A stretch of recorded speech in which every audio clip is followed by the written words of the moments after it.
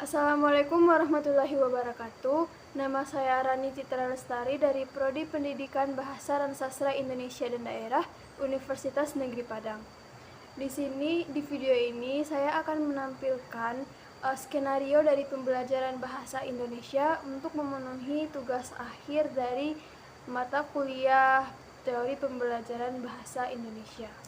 Baiklah, Assalamualaikum warahmatullahi wabarakatuh. Selamat pagi anak-anak semuanya. Apa kabar? Baik.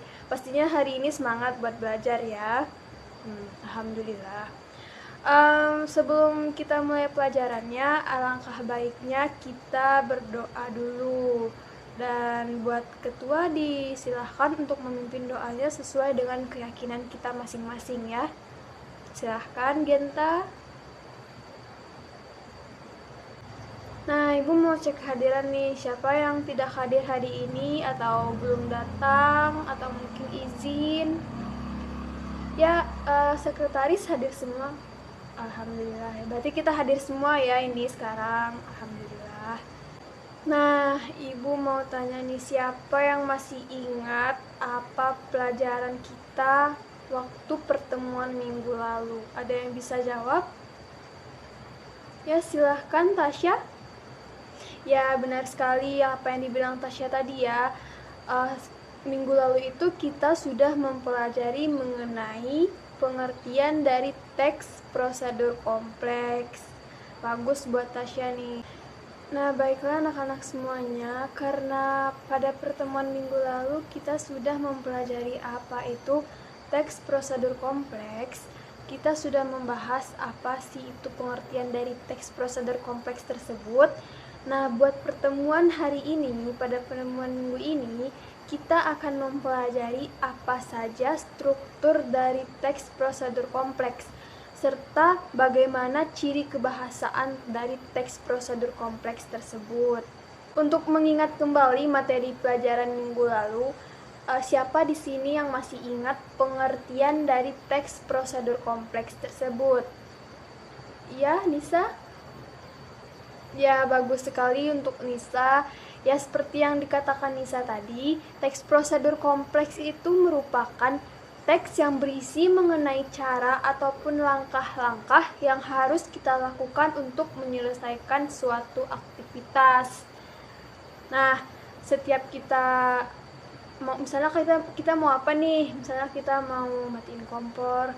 Nah, buat matiin kompor itu ada langkah-langkah yang harus kita lakukan, dan jika disalin ke dalam bentuk tulisan itu disebut sebagai teks prosedur kompleks. Sekarang kita masuk ke materi kita mengenai struktur dari teks prosedur kompleks serta ciri kebahasaannya. Nah, di dalam teks prosedur kompleks ini ada 3 struktur utama. Siapa yang tahu apa aja itu 3 struktur utama tersebut? Ada yang tahu? Ya, Nisa lagi nih. Gimana yang lain? Ayo bersuara, jangan aku takut. Gak apa-apa salah, yang penting kita sama-sama belajar. Ya, apa Nisa? Ya, benar sekali buat Nisa. 3 struktur utama yaitu ada bagian tujuan, bagian material, dan yang terakhir adalah bagian langkah-langkah. Kita bahas satu persatu dari 3 struktur utama teks prosedur kompleks tadi. Yang pertama, bagian tujuan. Nah, bagian tujuan ini berisi tujuan dan hasil akhir yang akan diperoleh dari suatu aktivitas. Yang kedua, ada bagian material, berisi informasi mengenai alat ataupun bahan yang dibutuhkan dalam suatu aktivitas. Tapi ini perlu diingat lagi, tidak semua teks prosedur kompleks itu menggunakan alat dan bahan atau bagian dari material ini, karena biasanya yang menggunakan material itu seperti kita membuat resep makanan, minuman, ataupun yang membutuhkan alat dan bahan. Yang terakhir ada bagian langkah-langkah, yaitu berisi cara-cara atau tahapan yang harus ditempuh untuk mencapai tujuan. Nah, pada bagian ini semuanya harus dilakukan secara berurutan. Untuk bagian dari Ciri-ciri kebahasaan teks prosedur kompleks ini ada beberapa ciri-ciri kebahasaannya seperti kalimat imperatif, kalimat deklaratif, kalimat interrogatif, verbal material, konjungsi temporal, menggunakan kata baku, dan lain sebagainya.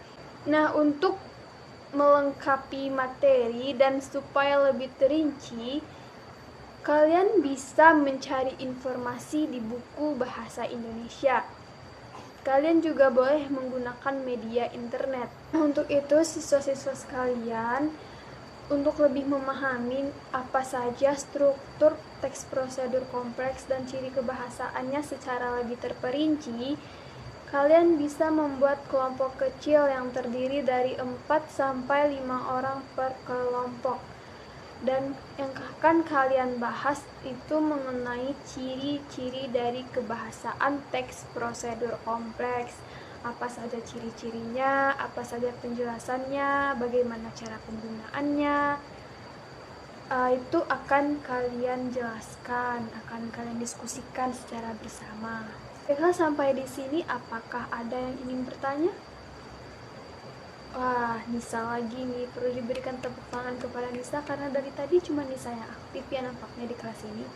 Tidak apa-apa, mungkin lain kali teman-teman yang lain bisa menyusul Nisa ya Nisa. Apa pertanyaannya? Oh, untuk contoh teks prosedur ya Nisa. Contoh teks prosedur kompleks itu sebenarnya banyak, sangat banyak.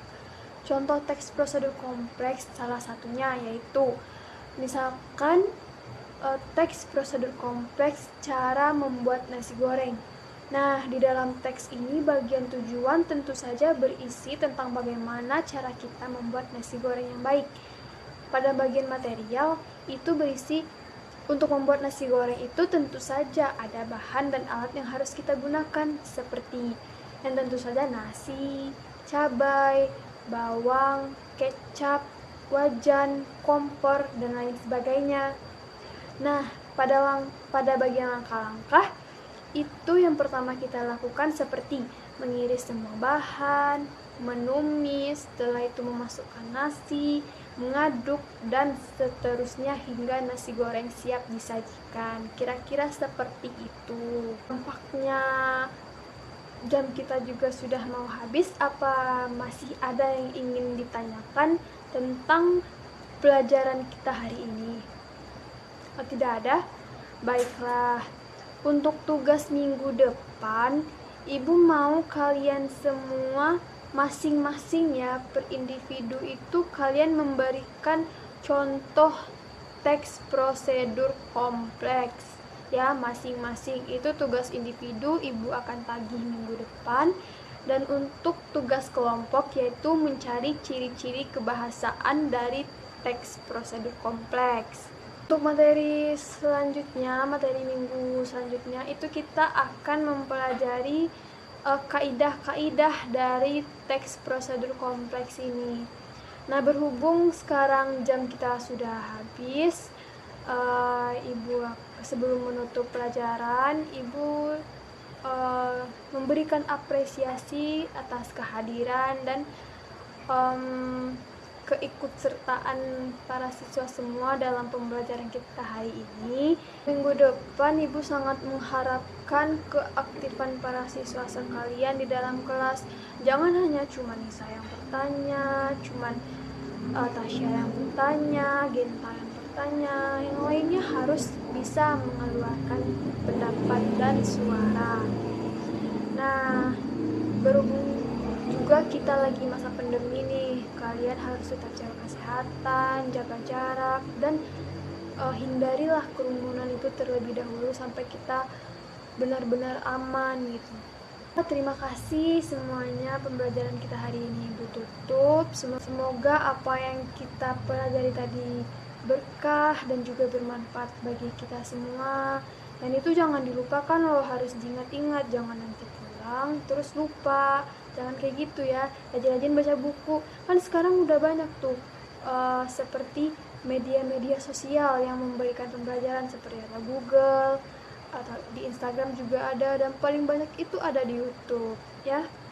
Jadi akhir kata Ibu ucapkan wassalamualaikum warahmatullahi wabarakatuh. Baiklah, itulah tadi praktik dari skenario pembelajaran bahasa Indonesia yang saya buat.